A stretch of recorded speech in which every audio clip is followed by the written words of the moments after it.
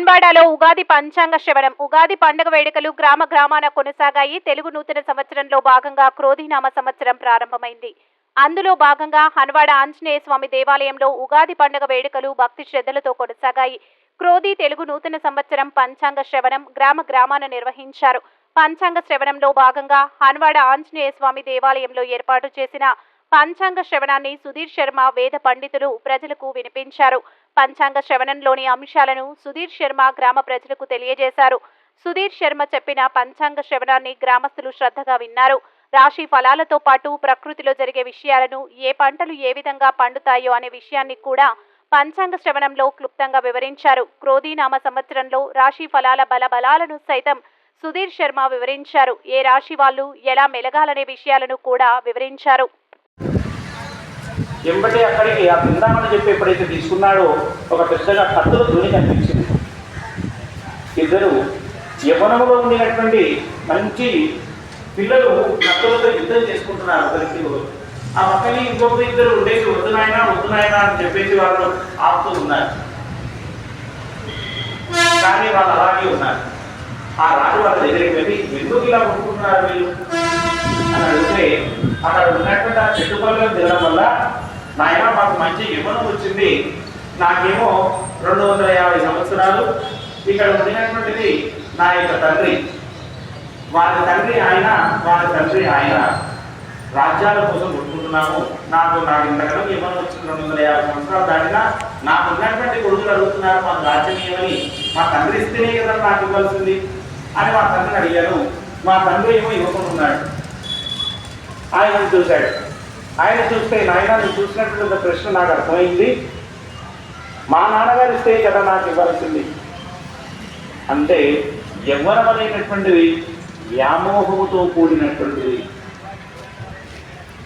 ఆ యవ్వనం అనేటటువంటిది మనకు శాశ్వతంగా ఉన్నట్లయితే మనం ఏది సాధించలేదు. అది వృద్ధాత్మ్యం సంతరించుకుంటేనే ఆ యొక్క యవ్వనానికి విలువ. ఆ యవ్వనములో మనం ఏం చేయాలి? ధనాన్ని సంపాదించడానికే కాదు, విజ్ఞతను, ధర్మాన్ని, మన యొక్క చుట్టూ ఉండేటటువంటి వ్యవస్థను కూకటి వేళ్లతో సహా బలంగా ఉండేటటువంటి యొక్క మార్గాన్ని, ఆ మార్గం యొక్క తాలూకు ఉండేటటువంటి ఆచారాన్ని, మన వెనుక ఉండేటటువంటి తరానికి అందించేటటువంటి యొక్క జ్ఞానాన్ని కలిగి ఆ యవ్వనం వృద్ధి చెందాలి. ఆ యవ్వన వృద్ధి చెందిన తర్వాత సన్యాసవత్వం కలిగినటువంటి యొక్క సందర్భంలో ఆ రాజు అనుకున్నాడు, ఇక యవ్వనం కలిగి ఉంటే ఇలా కొట్టుకోవడం తప్ప ఇంకేమీ కాదు. కాబట్టి ఆ యొక్క దగ్గరికి వెళ్ళి నాకు ఈ యొక్క ఉండేటటువంటి యవ్వనంలో నేను సాధించవలసినటువంటి ఫల ద్రవ్యాలన్నీ కూడా నాకు అనుభవపూర్వకంగా నాకు ప్రసాదించింది అని చెప్పి వేడుకున్నాడు. ఆ విషయ ఆజ్ఞ ఇవ్వడం వలన అతని యొక్క దేశ ఆచారము, తన తర్వాత వచ్చేటటువంటి వారికి సరైనటువంటి న్యాయముఖతో రాజ్య పరిపాలన తీసుకునేటటువంటి యొక్క శక్తి, మంచి పుత్రుడు వీరంతా కూడా కలిగి అతను వృద్ధి చెంది ఆ తదనంతరం ఆ యొక్క ఇంటిని అర్థం చేస్తున్నారు. కాబట్టి మనుషులందరూ కూడా వారి యవ్వనంలో ఉండేటటువంటి వివరవుతుంది.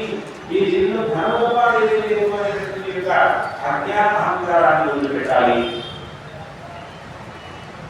ఆ యవ్వనంలో చూడేపోయి బాధ్యతను కూడా దగ్గర ఉండేటప్పుడు పిల్లలకు ఒకటే స్వార్థము, ఏమిటా స్వార్థము?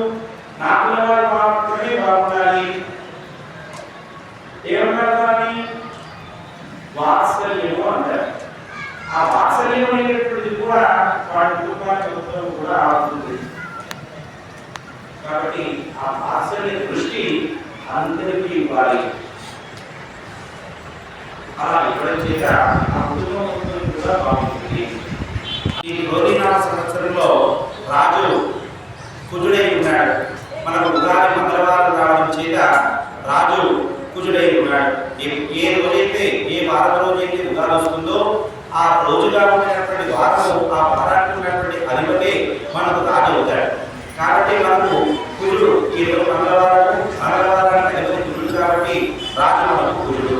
మంత్రి శని, సైన్యాధిపతి శని, సస్యాధిపతి కుజుడు, ధాన్యాధిపతి చంద్రుడు, అర్ఘాధిపతి శని, మేఘాధిపతి శని, రసాధిపతి గురుడు, నీరసాధిపతి కుజుడై ఉన్నాడు. స్వస్తి శ్రీ క్రోధినామ సంవత్సర నవ నాయకులలో 2 ఆధిపత్యములు శుభగ్రహములు, 7 ఆధిపత్యములు అపగ్రహములు వచ్చిన చేత కేంద్ర రాష్ట్ర ప్రభుత్వాల పరిపాలనలో కొన్ని ఒడిదుడుకులు ఉండును. గోష్ఠ ప్రభావాలు, గోష్ఠ బహిష్కరత బలబద్ధులు అక్కడ వలన పశువులు పాడి పంటలు బాగుంటాయి. ఎప్పుడు పశుపాలను కూడా వలన పశువులకు హాని, వృష్టి అల్పము, పాలు గడ్డి వృద్ధి కలుగుతాయి. పశువులకు పీడ కలుగుతుంది. భారతదేశము ఆర్థిక సాంకేతిక రంగాల్లో అభివృద్ధి ఉంటుంది. ప్రపంచ దేశాల్లో భారతదేశం పేరు ప్రఖ్యాతులు గడించుకుంటుంది. ప్రజలు లోక కళ్యాణం కొరకై యజ్ఞయాగాది రథులు, దేవాలయాలు, పుణ్యక్షేత్రములు వాటిని ఎక్కువగా ప్రయాణం చేస్తూ దేవదర్శనాలు చేసుకుంటారు. జ్యేష్ఠ శుద్ధ ప్రతిపద వారఫలము శుక్రవారం రావడం వలన ప్రజలకు సుభిక్షము, క్షేమము, శుభం కలుగుతుంది. ఆషాఢ శుద్ధ పంచమి యుక్తవార ఫలము గురువారం వలన దేశ ప్రజలకు సుభిక్షం కలుగుతుంది. ఆషాఢ శుద్ధ నవమి యుక్త స్వాతి నక్షత్ర ఫలము ఆషాఢ శుద్ధ నవమి స్వాతి నక్షత్ర యుక్తముల వలన అధిక వాయువు, గాలి, సస్య నాశనం కలుగజేస్తుంది. ఆషాఢ బహుళ పక్ష ఏకాదశి రోహిణి నక్షత్రంగా కలిగి రావడం చేత సర్వ ధాన్యానికి కూడా వృద్ధి కలిగి సువృష్టి కలిగిస్తుంది. పౌష్య బహుళ అమావాస్య బుధవారం రావడం వలన జన వృద్ధి కలుగుతుంది.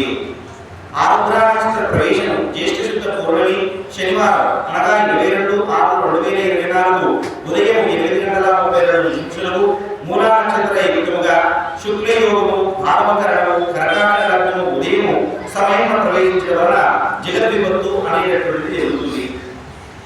భరణ్యాల చంద్రమండలము అనుసరించి 18వ నక్షత్రం కావున వృష్టి నాశనం అవుతుంది. ఈ సంవత్సరము వరుణమేఘము అనేటటువంటి పేరు కలిగినటువంటి శిఖరములకు నైరుతి భాగమున ఉత్పత్తి అవ్వడం వలన వాయు పూరితమైనటువంటి వర్షములు కురుస్తాయి.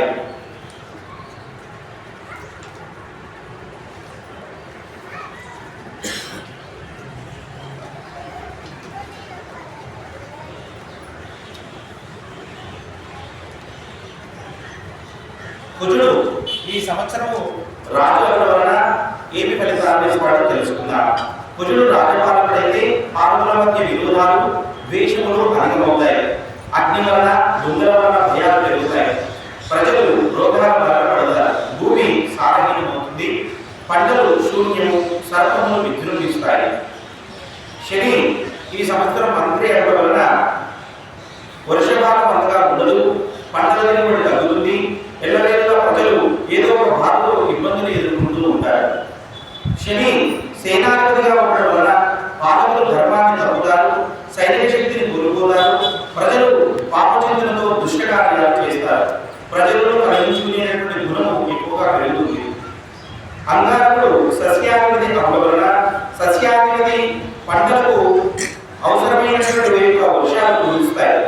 సమస్త ప్రదేశాలలోనూ ప్రజలు సుభిక్షంగా ఈ యొక్క అంగారకుడి వలన సస్యాధిపతుల వలన సుఖంగా ఉంటారు. ముఖ్యంగా శనగలు బాగా పండుతాయి. ఎర్రమట్టి కలిగినటువంటి నేలలు బాగా పంటలు ఎదుగుదలను ఇస్తాయి. ఈ సంవత్సరము చంద్రుడు ధాన్యాధిపతి అవడం వలన గోవులు సంపూర్ణమైనటువంటి ఆరోగ్యముతో విలసిల్లుతాయి. పాలనలు సమృద్ధిగా ఇస్తాయి. ప్రజలంతా కూడా మంచి ఆరోగ్యంతో ఉంటారు. దేశం సుభిక్షంగా ఉంటుంది. వర్షములు అధికంగా కావడం వలన జల సమృద్ధి ఉంటుంది. శని అర్ఘ్యాధిపతి చేత నువ్వులు, మినుములు, ఉలువలు మొదలైనటువంటి నల్లధాన్యాలు ఎక్కువగా పండుతాయి. నల్లరేగడి గోవులు అలాగే తాటి చేత శనిగలు, ఎర్రటి ధాన్యం కూడా ఎక్కువగా పండి మంచి పంటలను కూడా ఇస్తాయి. శని మేఘాధిపతి వలన పంటలు మధ్యముగా పండుతాయి. వస్తువుల ధరలు తగ్గుతాయి. వర్షాలు అల్పంగా అప్పుడప్పుడు గాలిలో పూర్తులు వస్తాయి. నల్లనైనటువంటి పంటలు, నల్లని రేగడైనటువంటి ఎర్రటి నీళ్ళు కూడా పండుతాయి. గురుడు రసాధిపతి అవ్వడం వలన అనుకూలమైనటువంటి యొక్క సకాలంలో వర్షాలు కురుస్తాయి.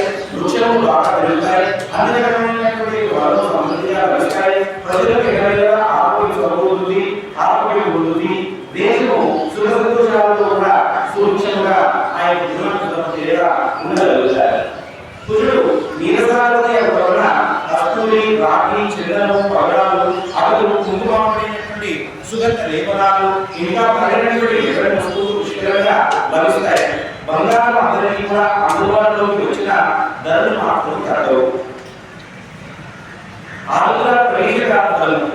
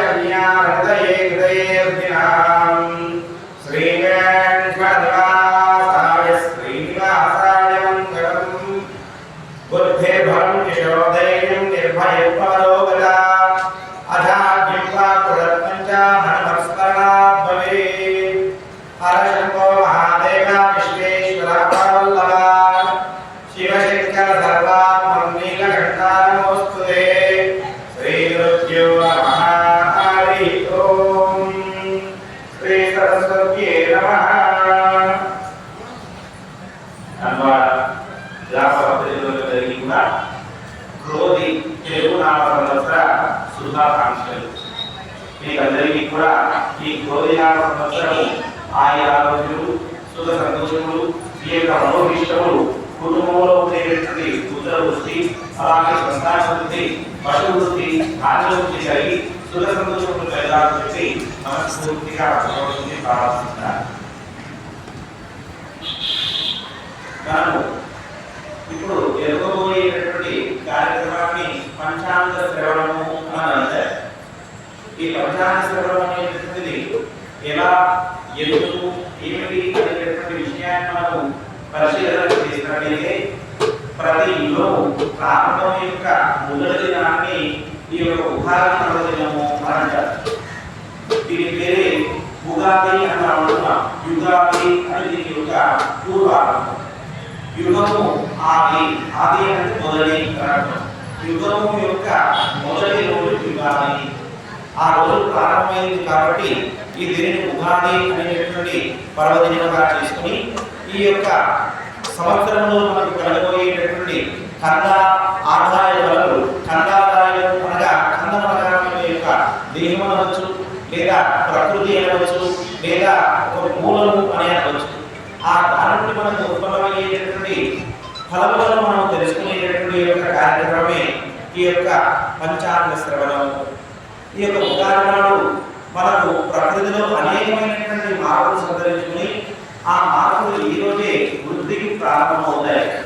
కాబట్టి ఈ రోజు ఉగాది పర్వదినంగా ఆ యొక్క వృద్ధి అనేటటువంటిది వచ్చేటటువంటి మన పిల్లలకు కూడా అది అందేటటువంటి యొక్క శక్తిని, యుక్తిని, అలాగే గుణాన్ని, అలాగే మనుషులలో ఉండేటటువంటి ప్రేమ, ఆజ్ఞాన స్థితిగతులను వృద్ధి చెందించేటట్టుగా మనకు ఆ ప్రబోధనలు అందించాలని మనం చేసుకునేటటువంటి కార్యక్రమమే ఈ యొక్క పంచాంగ శ్రవణము. ఈ యొక్క పంచాంగంలో తిథి, వారము, నక్షత్రము, యోగము, కరణము అనేటటువంటి 5 అంగములు కలిగి ఉన్నటువంటిది ఈ యొక్క పంచాంగము. మనం ఏదైనా ఒక కార్యక్రమం ప్రారంభం చేసేప్పుడు ఏ వారము అని చూసుకుని ఆ వారం బాగుంటే మొదలు పెడుతూ ఉంటారు. ఇంకా కొద్దిగా మనకంటే ముందు ఉన్నటువంటి అందరూ తిథిని పాటించారు. దానికంటే ముందు ఒక 25 సంవత్సరాల ముందు వారము, తిథి, నక్షత్రము అనేటటువంటివి పాటించారు. ఆ దానికంటే ఇంకా ముందు శాస్త్రులు కానీ, పండితులు కానీ యోగ కారణములు అనేటటువంటి వాటిని కూడా వాటిలో కలిపి చూసుకుంటారు. అలాగే విద్యులో అనేటటువంటి వారు భూమిలో వేసినటువంటి అవి బలవంతంగా వృద్ధి చెందేటటువంటి యొక్క రోజు ఏంటి అని తెలుసుకుని మనం వృద్ధి చెందేందుకు ఉపయోగపడేటటువంటి కారణమైనటువంటి దానికి కూడా ఏది బలంగా ఉంటుంది అని తెలుసుకునేటటువంటి ఈ యొక్క పర్వమే ఈ యొక్క పంచాంగ శ్రవణము. ఈ యొక్క పంచాంగ శ్రవణము వినడంతోనే బ్రహ్మయజ్ఞము చేసినటువంటి యొక్క ఫలితాన్ని ఆ యొక్క బ్రహ్మ మనకు అందింపజేస్తారట. ఎందుకు సృష్టి అనేటటువంటిది బ్రహ్మ చేసేటటువంటి విధి. ఆ విధి బ్రహ్మ చేసేటటువంటి దానికి ప్రధానమైనటువంటి సూత్ర విధులను తెలుసుకుని ఉండినటువంటి మార్గాన్ని కలిగినటువంటి వాడు ఏదైతే ఉంటాడో వాడిని ఆ యొక్క బ్రహ్మ నిత్యముగా సంరక్షిస్తూ ఆ సంవత్సరంలో కలిగేటటువంటి బాధల నుండి అతను దూరంగా ఉంచుతాడట. ఆ బాధలను ఆ యొక్క వ్యక్తికి దూరంగా పెడతాడట. కాబట్టి పంచాంగ శ్రవణం అనేటటువంటిది గొప్పనైనటువంటి యొక్క ప్రక్రియ. ఎందుకంటే విశేషము అంటే ఈ యొక్క పంచాంగ శ్రవణము మన కొరకు కాకుండా ప్రకృతి కొరకే తెలుసుకునేటటువంటిది. ప్రకృతి అనేటటువంటిది ఎలా ఉంది అనేటటువంటిది తెలుసుకునేది. ఆ దాని ద్వారా మనం ముందుగా ఎలా నడుచుకోవాలి అనేటటువంటి దర్పణము మనకు కనిపించేది. కాబట్టి ఆ ఫలితాన్ని ఆ బ్రహ్మ మనకు అందింపజేస్తాడు.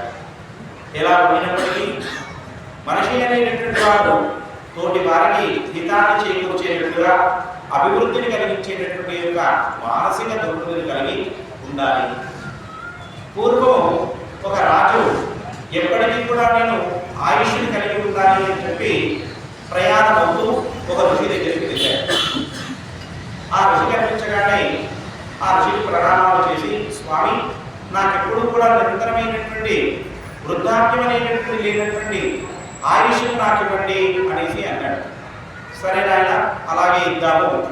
కాస్త ఇక్కడి నుండి తూర్పు దిక్కుగా ప్రయాణమై కనిపించేటటువంటి ఆ పర్వతాన్ని దాటి అవతలికి వెళ్తే అక్కడ ఒక సరస్సు ఉంటుంది. ఆ సరస్సులో నీళ్లు తాగు, నీకు గొప్పనైనటువంటి శక్తి వస్తుంది అని మాట చెప్పాడు. అప్పుడు సంతోషపడినటువంటి ఆ రాజు తూర్పు దిక్కు ప్రయాణమై ఆ యొక్క ఋషి చెప్పినటువంటి ప్రదేశంలో ఆ పర్వతాన్ని దాటి అవతలికి వెళ్తే ఆ కొలను అద్భుతంగా కనిపించింది. సరే అని చెప్పి ఆ కొలను దగ్గరికి వెళ్దామని నీరు దోసిలోకి తీసుకుంటాడు. అప్పుడే అక్కడి నుండి ఒక రోదనతో కూడినటువంటి మూలుగులు వినిపిస్తున్నాడు. ఏమిటిది, ఈ ధ్వని ఎక్కడి నుండి వస్తున్నది అని చెప్పి అతను ఆ దగ్గరలో ఉండేటటువంటి ఆ యొక్క ధ్వని ఎక్కడి నుండి వస్తుందో అక్కడికి వచ్చి చూశాడు. ఆ శబ్దం అది చూస్తే అక్కడ వెళ్ళిన తర్వాత చాలా వృద్ధుడిగా ఉన్నటువంటి యవనంగా ఉన్నాడు.